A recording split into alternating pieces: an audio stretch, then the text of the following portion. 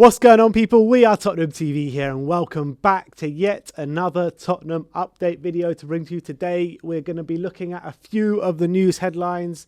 We're going to be going through an international roundup, an international preview of tonight as well. So, John, let's get straight into it. Let's get straight into it. The first update we've got is from the Mail.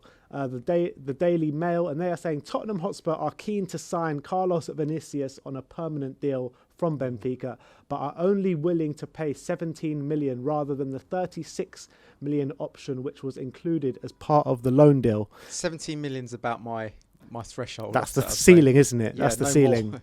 He's not worth more than that, I don't think. But when you look at the kind of Carlos as a player, do you want to sign him up, or would you prefer to look at a different option?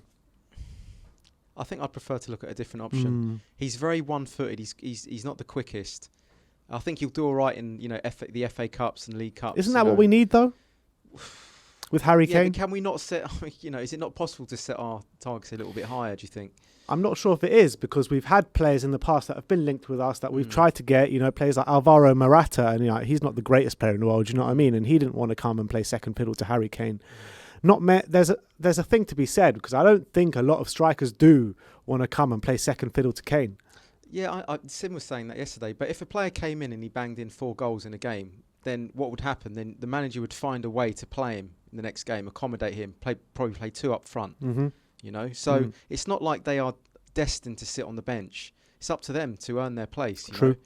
And if they were good enough, they can keep Kane on his toes. He isn't this like Don Corleone untouchable, Well, he kind of is. Yeah, but he shouldn't be like that. That's the thing. He shouldn't be like that, because it's like, I know he's one of our own. He's brilliant. But at the same time, you've always got to have players on their toes. That's true. So I would like us to show a little bit ambition and get a quality striker in. And then potentially they'd find a way to accommodate him. Do you think we can get anyone better to fill that role for that kind of money, 15 to 17 million? Or do we need to push the boat out, spend like a 30 million on a Danny Ings or something like that? I'm sure there are players out there that you could get who are a bargain, but they're difficult to find. So I think you'd have to say, if you're just doing it, normally, you'd probably have to spend a little bit more, speculate to accumulate on that one. Yeah, 30 million or something like that. All right, well, that's the news from the Mail Sport. Tottenham very interested on taking on Carlos, but not for the original fee that was agreed with Benfica. They're looking at something between 15 and 17 million, not 70 million. But let me know in the comment section below, would you want Carlos Vinicius back for that price next year, really? Let me know in the comment section below. Let's move on. Some more from Mail and Sport. And this is a topic that we've spoken a lot about in the last couple of weeks, and this is Hugo Lloris, as his future at Tottenham is likely to become an issue in the summer, with Paris Saint-Germain very interested in him. It looked as though his head's been turned a little bit, I have to say. Maybe that's the reason why his performances have gone a little bit You reckon? Dire. Who knows? Yeah, possibly. No pun intended. Yeah, that pun's been going for a while. We've already spoken about this today, but I wouldn't be angry if we kept him, but I also, I can see the value in moving him on. It's either you give him a new contract or you move him on this summer. So, if we can get a viable replacement in, then I'm happy to move him on, seeing as looking at his age and what he can bring in the future, because his powers are clearly going that way, isn't it? Unless it's just like a flash in the pan and he picks up performances again. But I get the feeling as though this is kind of like him in his twilight. And it felt like with that interview after that Zagreb game, everything he came out with was absolutely spot on. But it seemed himself. it seemed like a guy who just is getting a bit fed up of what's going on around him. Yeah, but I'm a bit fed up with his performances of late as well, so you know what I mean. All right, fair enough. Well, let me know in the comment section below, would you want to keep Hugo Lloris this summer, or is it just time to move him on now? Been at Tottenham for a while and he's been a very good servant to the club. There's no two ways about that. But let's keep going. And this one is from Corriere dello Sport, and they are talking about Juventus, and we're talking about that Paulo Dybala once again, and they say Juventus have made Paulo Dybala available for transfer. Tottenham Hotspur are one of the clubs willing to make an offer for the forward. What was it? Daniel Levy didn't want to spend like the extra like $5 grand 15 for his million, picture rights or something. 15 million. Then they sacked Poch 3 months later and spent that money on his severance package. I know, it's crazy, isn't it? I'm just a little bit fed up with this story. It's like one of those where you can you can get it, and then it's never quite there, is it? So I know. I mean, if that offer is on the table, obviously it's a no-brainer. Yeah. But can we see it happening? Yeah. Probably I not. I think they're just teasing us at this point, aren't they? Yeah. Look, I completely agree. We probably should move just swiftly on because I just can't see that happening because the money they would want, 50 million, something like that. And you're talking about getting a backup striker who's on a better level. I mean, he's the one, isn't he? That's it. I was saying that to Sim yesterday. I said, that's the sort of quality you want to bring in. You know, who you're not. You know, when you're bringing him on, you're not thinking, oh, God, I wish Kane wasn't injured, or you know. But bring him on, you go, wow, that could bring a different dimension. That's what you want to be bringing off the bench. Not these just like, Llorente did a good job, but let's be honest, he was bought to be a nuisance sub, and he played that role well. But I don't think he was a great striker. I just think he played that part well. Don't we need someone that can play that part though?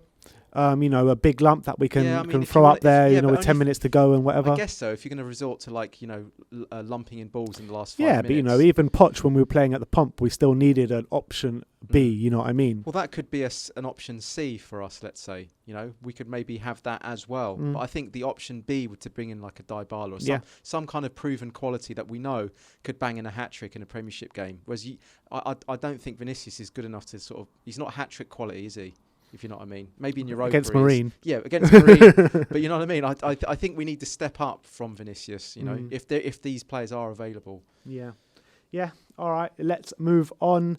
This is Gareth Southgate quotes on Harry Kane because, a lot of Tottenham fans have anxiety about Harry Kane and all the Tottenham players going away on international duty. And Gareth Southgate's quotes would have eased our fears a bit. And he says, if I allowed Harry to make that decision, and he's talking about playing, he said he would play every minute. Yeah. That won't be happening. He had extra time last Thursday, another game last Sunday. We've got to make sure we manage the fixtures correctly. Good. I mean, that's good to hear, isn't it? Thank you, Gareth. It's good to hear. It's good to hear. Because I don't think we've actually ever heard that from Gareth before. He's always just kind of just thrown him in. But do you reckon that's Mourinho getting in his ear? I hope so. Yeah, that'd be good. Probably. I know Mourinho does say that quite often, doesn't he? Yeah. But to be honest with you, mate, I mean, if it was my choice, like, I don't care about international soccer. Me neither. It's like if it was a choice between England winning the World Cup or Spurs winning the league. Oh, it's a no-brainer. It's a no-brainer. It's a no-brainer. You know what I mean? So it's just whenever I see him all our Spurs players playing for England, my heart sinks a little bit. Yeah. Yeah, I mean, I know it shouldn't be that way, but I mean, look, let Eric Dyer play how many minutes he wants. You know what I mean? Let all those play, how does he keep getting called up? I have no idea, mate. I have absolutely no idea. I mean, what do you think it is?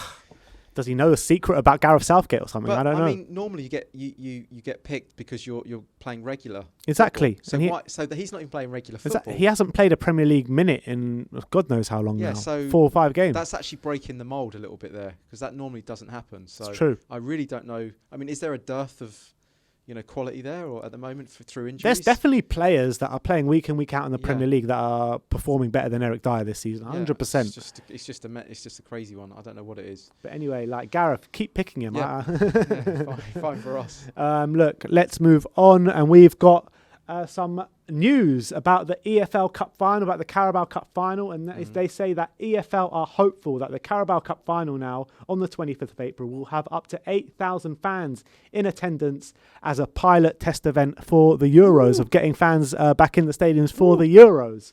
And they're saying that it's going to be a mixture of season ticket holders, local residents, and NHS staff. Good news. Well, good news. Good. Yeah, but 8,000 in a 90,000 stadium. Be like a stand away from yeah, literally. Well, is it a step in the right direction? Well, it's better than nothing, isn't it? Yeah. Just to have some fans in there will give some kind of atmosphere. Would you rather go to that stadium with 8,000 fans in a 90,000 seat stadium, or would you rather be in like a beer garden with great atmosphere, people packed in? What would you rather be in? I don't know about that. I don't know. Yeah, it's a good point. Probably the beer garden. Well, let's ask the fans in the comment section. Where would you rather be? Would you rather be at Wembley with a lacking of atmosphere? You got to say, because NHS staff and local residents, I can't see how much atmosphere they're going to drum up.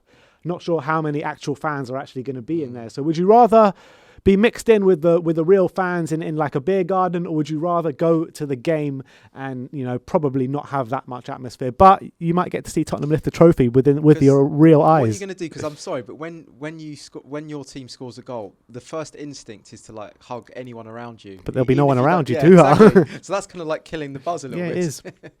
So but having said that, when they let fans in for the North London derby, I did have quite a bit of a FOMO, because you heard the fans singing. I think from people that I spoke to at the time, they said it was really good atmosphere, and that was only, I think it was 1,000 to 2,000 or something like that in. So I mean, is there maybe a few fans in there could generate some sort of noise? I do want to see some fans in there. It's just whether or not like I would want to be one of those. I don't know. You've sold me the idea of the beer garden. I've just got this image of like all my mates draped over me, like beers. Yeah, exactly. You know, so. Well, anyway, that is the news on the Carabao Cup. There could be fans. It's not completely confirmed yet, but it looks as though it could well happen. Let's look at the internationals from last night. France drew 1-1 with Ukraine. This is one. Sissoko was an unused sub, and Ndombele wasn't even in the squad. But he has been called up, Ndombele. So why do they like Sissoko so I don't know. much? Sissoko must have something on Deschamps, seriously.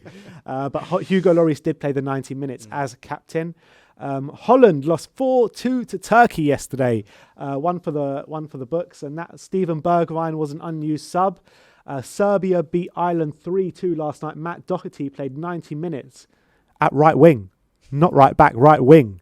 No reason. What was the performance like? Do we know? I'm not too sure. We'll have to get that off David Harris tonight, seeing how he scored. But this is one. Estonia played Czech Republic last night. Czech Republic won 6-2. Estonia had a bit of, I think they had an injury crisis, and they brought in this 18-year-old Maxim Paskotsi. I've never heard of him before, but he's a Tottenham under-18, under-23 player, and he's already had his first cap for his national team. Impressive. So maybe he's one to look out for. Apparently he's a big, tall, strong centre-back as well. So hopefully he's one for the future. There we go. But literally I'd never heard of him before. No. So, but look, congratulations to him. And then let me just run through the lineup tonight for the internationals. You've got England under-21s with Japhet Tanganga, Ryan Sessegnon and Ollie Skip all being called up. Ollie Skip being named in the starting lineup. You've got Denmark playing Israel tonight at 5 p.m. where Pierre-Emile Højbjerg is in the squad. And then you've got England against San Marino tonight where you've got Eric Dyer and Harry Kane in the team, which I don't really expect Harry Kane to play tonight, but probably expect Eric Dyer to play. I thought you said in the team. Harry Kane. No, this is just in the squad. That's in the squad. Okay. It's just in the squad, yeah. The only person in the only lineup that's been announced is the under-21 lineup. So we know Skip is playing. Yeah, good. Sessegnon and Tanganga both on the bench. So so that is it. That is your international roundup, and that is a few bits of news we've got for you from. Well, I don't know how reliable news, but it's news. It's news ever which way you look at it. But look, John, thanks for coming and joining me today. Yep. That is your Tottenham update. Join us later where we're going to be going live for the England game, England and Chill, your England San Marino watch along from 7:45 tonight. So come and join us.